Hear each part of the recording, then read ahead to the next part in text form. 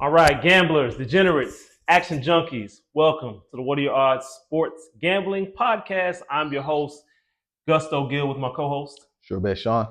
All right, man, we're back, episode 4. Absolutely. Sure bet Sean is streaking right now. He's doing well.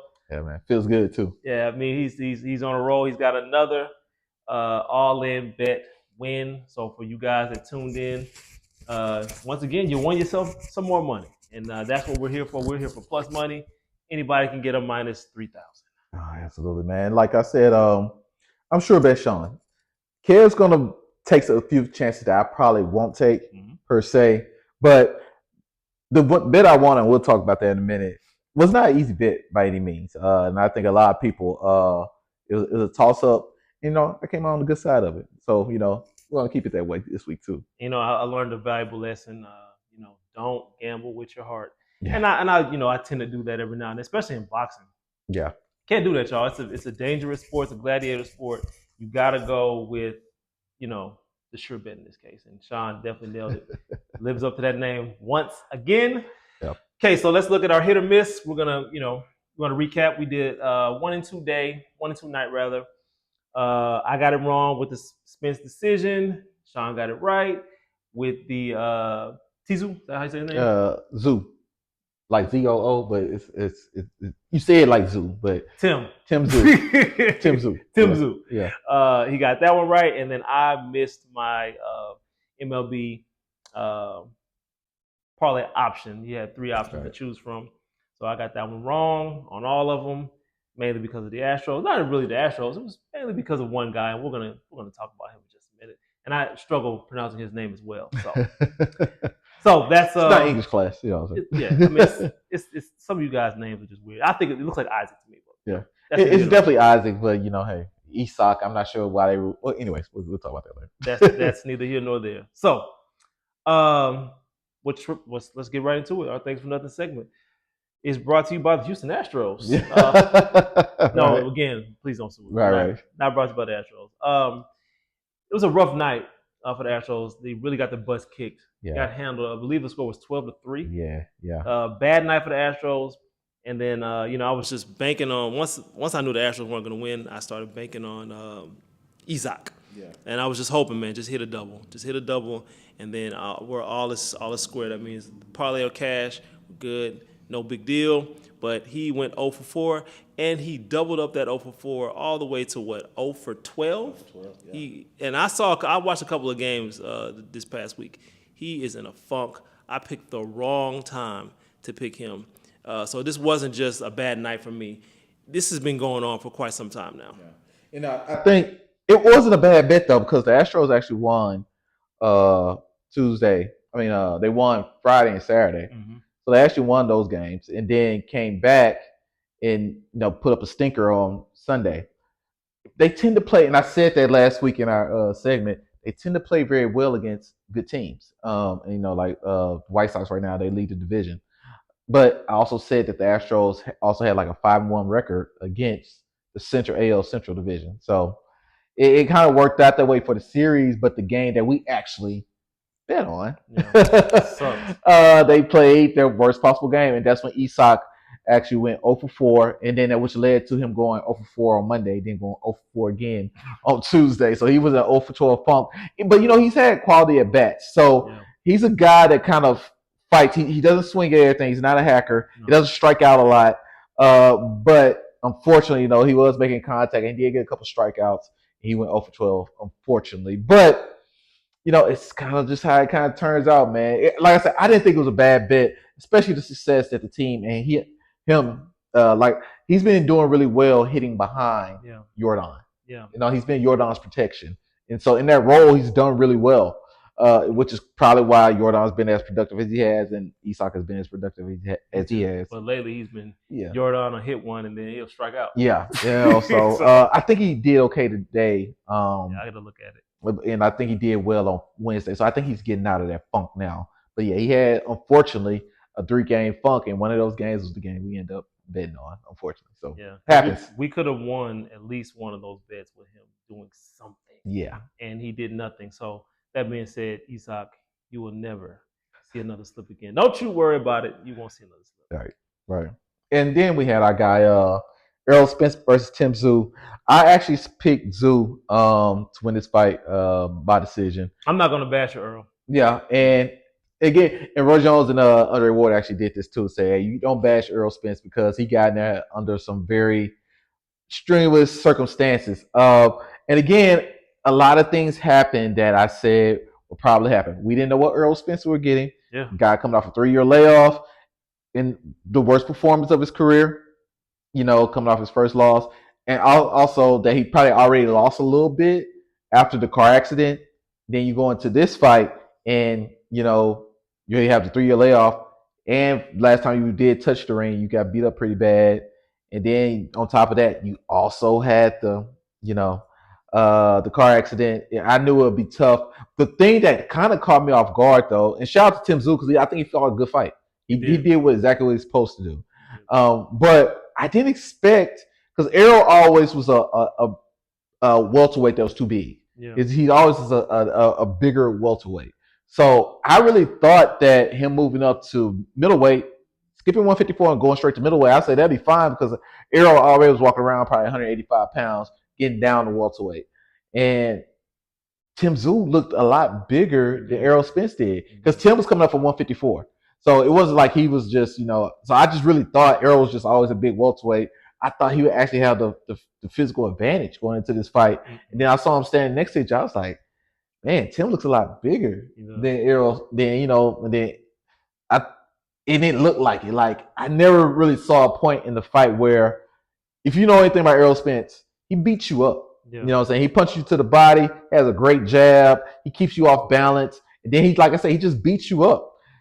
He didn't really look like he ever hurt Tim. Nope. It just never looked like he put any combinations together where he caught Tim, but Tim never looked hurt. And when you can't hurt a fighter, they get confident and they just walk you straight down.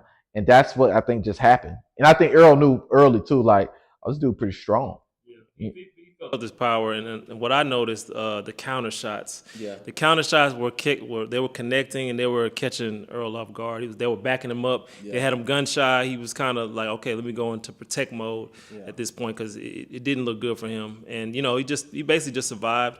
Score was a little closer than I thought it should have been. Yeah. Some people might even say Earl had a chance to win the fight, but I didn't see that. But all in all, it was a valiant effort for Earl to even get out there. Like you said, he probably should. Yeah, and shout out to him. Like, he did retire directly after the fight. He said, like, man, I don't remember 12 rounds feeling like this. He said he felt sore immediately after the fight. So shout out to him, man. Luckily he said he's in a situation where he's made a lot of money. His money's okay. His money's making money for him now at this point. He doesn't need to box anymore. And I think when you're in that position, especially in a sport like boxing, yeah, just walk away. It's not like basketball or even football. And don't get me wrong, basketball and football, you have long-term injuries in those sports. So even me, if you can't tell, I played basketball at one point in my life. There's some ailments that I have, to this day. So think about in boxing, where you're getting punched in the head and getting punched in the body. If you don't have to do that anymore, you made your money, you did. Yeah, just go ahead and walk away from it, man, and just go ahead and live a long, fruitful life, hopefully. Yeah. Okay, now for our all-in segment, our guy, the all-in king right here, Sure Bet Sean. You're red hot right now, so we're going back to boxing. We got Lamont Roach versus William ZEPEDA. Yeah. Hope I said that right. They fight tomorrow night. Another boxing match. This is that time of year, y'all. Right now, where we're gonna lean on the MLB, boxing, and UFC. I looked at the list for UFC. I'm not gonna lie to y'all. I don't know these guys. Yeah. So I'm gonna go to the ones that I know. Expertise wise. Now, we got two bets. Of course, me, Gusto Gill. I'm gonna go for the highest possible payout. For something that's likely. Me and Sean we're in agreement here as far as how this fight will play out, but we don't know exactly how it's going to play out. So we're split, and speaking of split, I'm going to go with Roach to win by split decision for a plus 600. Roach has not lost a fight in his last 5 fights. Couple draws, yeah, he has 2 draws. He's 3-0-2 in his last 5 fights. Most recently against Tank and Cruz. Isaac Cruz and Tank. Those are, Pitbull. Those are the most recent fights. Those are, hey, like we said, strength of schedule. Schedule, man. Those are two good fights. I don't think Zepeda is anything like either one of those two guys. So I like Roach in this fight. I just don't think it's gonna be, Roach doesn't have just crazy power like that. I think it's gonna be a nip and tuck fight. He's a defensive-minded fighter. I think he's gonna, do what he needs to do to win rounds. He's gonna be the more accurate puncher. I think he's gonna be the more aggressive fighter. He's not gonna throw as many punches as Zepeda. I think Zepeda's probably gonna throw more, but I think Roach is gonna land more. So I'm gonna go with Roach to win by a split decision, just because everybody thinks that he's gonna dominate. I don't see that. Actually, I think there's a bet up too for Lamont Roach actually landing more punches as well that you may want to look into. Plus 400. Plus 400. Now I think he will land more, like for that plus 400. But considering that Zepeda, he's kind of like, I don't know if you guys remember Antonio Margarito, but Antonio Margarito used to throw an insane amount of punches per round, like over 100 punches a round. Him and Paul Williams, those were the two. Those guys threw an insane amount of punches per round. He's kind of from that brand of fighter where he's going to throw an insane amount of punches. So the reason why, but this also leaves him open for counters. And so that's why I think the Roach bet for that may be profitable and a good bet to take. But with a guy who throws over 100 punches around, man, it's kind of hard to be like another guy's going to outland him. It's just, but I think by far Roach is going to have more meaningful punches in this fight. Now, with that being said, I'm going on a unanimous decision, Roach, plus 110. And here's the thing. Kev does have a good bet with split decision because, like I said, Zepeda's going to throw a lot of punches. But like I said, Roach is, I feel like, a better fighter. He's fast. He's quick. He's very defensive-minded. I believe as long as he throws those effective punches and he does fight behind his jab, I think he should be able to kind of walk Zepeda down. And like I said, I don't think he is defensive minded, so I don't think he's gonna put 2 or 3 punches together at a time. But I never seen him putting a 5 or 6 punch combination together to try to take him out. I don't see that. So I'm gonna go unanimous decision, Roach. Like I said, I think the counter shots are going to be important. And I think if he works behind his jab, I think he can control this fight, especially with his defense and his just overall skills in general. So I'm going Roach, unanimous decision, plus 110. Okay. So either Sean's going to be right or I'm going to be right. And lately, Sean's been right and I've been wrong. But I think we are in agreement that he's going to win by decision. But you could definitely make more money off Kev's bet. Like I said, that split decision bet's not bad considering Zepeda does throw a lot of punches. And you know how judges are. Yeah. They like the guy that's the busier fighter. They like a lot of judges like that. So we'll see. Now for our high-low segment, tough week for me last week. I'm gonna try my best. I cooked up something really nice. I'm gonna try my best to get you guys back on the right track. And again, if you want to mix and match, if you want to cut and paste, a few of these, by all means, please do that. But I feel very confident in the high-low segment this week, especially with the money line pick for our first one, Phillies and Braves to win for a plus 160. I do like both of those to happen. The Phillies, they've been kind of up and down lately. But I like this matchup this week, and I think they're going to take care of business.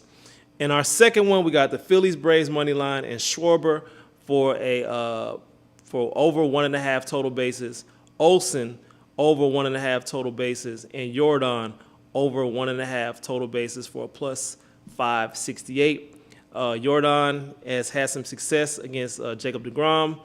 Look at the numbers; it's pretty good. Yeah, it's really good actually. Kyle Schwarber has not. He's had a great matchup against Shane Baez. I guess that's how you say his name. He's 2 for 2 in his career. I'm pretty sure after those 2 hits, he probably got walked. Yeah. And then Matt Olson, not the greatest percentage, 4 for 17, 2 home runs though, and 4 RBIs, so a little under 250. But the 2 home runs, they kind of say, hey, maybe he can get a nice double off a mile. So I do like that bet as well. And then finally, our last one, our prop bet, which you can do on DraftKings or DraftKings Super 6 Prize Picks, whichever one you like to play. I got Schwarber over 1.5 total bases and Jordan over 1.5 total bases on DraftKings, and FanDuel is a plus 278. And I don't know what the odds are on those other ones. Yeah, no, and I'm gonna tell you, the Schwarber, him being 2 for 2, it's a good bet. The only thing that made me nervous about that bet is that walk rate. Yeah, he might walk. You know what I'm saying? Like I said, that's one thing you gotta remember about the total bases. They don't give you a base for walks. You know what I'm saying? Which I think kind of sucks, right? You know, the rules state total bases off. it has to be off of hits. So that's the only thing that would scare me about that, because of the walk rate of the pitcher that he's going against, and considering that he's already 2 for 2 against him, he may not challenge Schwarber. Does Kyle still lead off? Yeah.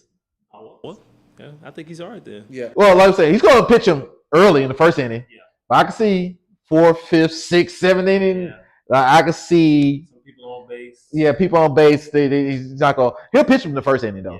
So hopefully he'll do his damage early. Yeah, like he did for me last time. Yeah, if he does the damage early, he'll be, you know, saying it won't matter. But so that's the only thing. But with Jordan, Jacob deGrom is nasty. He's an awesome pitcher. And when I see him going up against the Astros, I'm just like, dang, man. And, you know, with Eovaldi and deGrom at the top of their pitching staff in the playoffs, I really don't like playing the Rangers, especially when they had, what's the other guy they had too? Did he retire? No, I think he's still around. I think what was his name? Well, anyways. It's good pitch. Yeah. So they had 3 guys that was like in a playoff series you don't want any part of. And so, but Yordan Alvarez, the alien right now, he's 5 for 9 lifetime against Jacob deGrom. Not only 5 for 9 lifetime against Jacob deGrom, you know he's hitting over 300 against left-handers this season. So him being he's 5 for 9 against deGrom with 3 homers. I would say 3 of them hits were homers. With 3 homers, and like I said, with him hitting out of this world against lefty on lefty crime this season. I mean, lifetime really, not even just this season. Lifetime. I think that's a great, total base and a half. I like that bet. Usually against deGrom, no. Anybody else, but with Jordan, I think you have to take this bet. Again, he's hitting over 500 against him lifetime. Over 500 against him lifetime. Great pitcher. Great pitcher. Only thing again was, when I think about it, will he challenge him? Because Jordan had a great night tonight too. I think he went 3 for 5. Either went 2 for 4, 3 for 5 tonight with 2 RBIs. I can see them going into that. I can see deGrom challenging him early, like we said with Schwarber, and then it get in the 4th inning or 5th inning, 6th inning, 7th inning, them being like, nah, let's pitch around him. You know what I'm saying? I can see that possibly happening, which is again where Isaac Paredes at bat may be important. If you guys want to look up some stuff for Isaac, but saying all that to say, I'm done with him. Saying all that to say, the Schwarber and the Jordan bets I think are going to be great bets. Like I said, only thing that's scary me about both of those bets though is the walks. And if pitchers are going to pitch around them, so hopefully both of them do damage early. Yeah, and the thing I'll say that I do like with these combinations, like we say, Jordan, even though deGrom's a great pitcher, Jordan's had success. Kyle Schwarber is really good against Shane, and then Matt Olson is going against a guy who's been struggling this year at Miles. So don't let the advanced stats are good, but you got to look at the recent success as well. Now, our final segment for tonight, we have our Can I Interest You in our trending bets. Last week we had NBA. Yeah. And this time we're gonna go back to boxing. Normally when we have boxing matches, we kind of trend around that area. So we got Lamont Roach. This one is featured around Lamont Roach. So it is a 4-combination, 4-leg parlay. He'll have the most punches landed. He'll win the fight. ZEPEDA will be knocked down, and the fight will not go the distance. That's the one that I forgot we talked about. Yeah, and that's a plus 906. Sean, can I interest you in that one? Are we going to go officially? Are we going to tail that bet, or are we going to stay away? It sounds like what we talked about. Except the only thing that scares me with this one is the knockdown. I don't know. And I think Zepeda's only been knocked down one time his whole career. So saying he's been a solid fighter with a pretty decent chin. And like I said, he did fight Shakur Stevenson, knockout artist, but he did fight him, and so he's fought some decent fighters as well. I think Roach still has had the better competition, but I'm sure about Sean. I know Kev. I'm not taking that knockdown. Yeah, he only got 10 knockouts. Yeah, he only has 10 knockouts, so man. I'm not even sure if he'll knock him down. Yeah, most punches landed. I like everything else. I do. I like everything else. So again, guys, you can create your own parlay and take that knockdown off and see what that comes up to if you want to. Yeah. But I'm talking about just these 4. This was the first thing I seen on the trending. Yeah, I would. The most punches, and like I say, that one's iffy too. But again, that's why the stakes are up. Okay, the most punches landed, and the fight to go the distance. But no, the fight won't go the distance. Oh man, kid. I'm sure Bashan. Yeah. This is basically saying that Zepeda gonna get his ass whooped. Yeah, that's all it says to me. You're gonna knock him down. It's gonna be a TKO pretty much. And that's going against what I said earlier. Yeah, so no. I did say it's gonna be a unanimous decision, and I feel like he'll win. I think it'll go 8-4 as far as rounds go. But yeah, what they're saying here is Zepeda's gonna get his tail kicked, and I'm not gonna go that far. I think he's a quality fighter, and I think he's gonna, like I say, and it's gonna be an exciting fight. One, because like I say, Roach is extremely athletic and he has a lot of skill, but Zepeda throws a lot of punches. You know what I'm saying? So you guys are gonna enjoy this fight. Absolutely. But I can't do it. I can't. It literally goes against everything we had a whole breakdown. Yeah. No, no, we're not doing that. Okay. All right. Episode 5 next week. We're going to be starting the month of August. Yeah. It will be officially preseason for football. Episode 4 has concluded, you guys. So the dog days of sports is officially over. Once August hits, y'all, we start ratcheting up for football. We got college football coming. We got NFL coming, NFL preseason. You guys, it's time to get to the nitty-gritty now. Yeah. That being said, I am Gusto Gill. Sure, Sean. We're out of here. Don't forget to subscribe.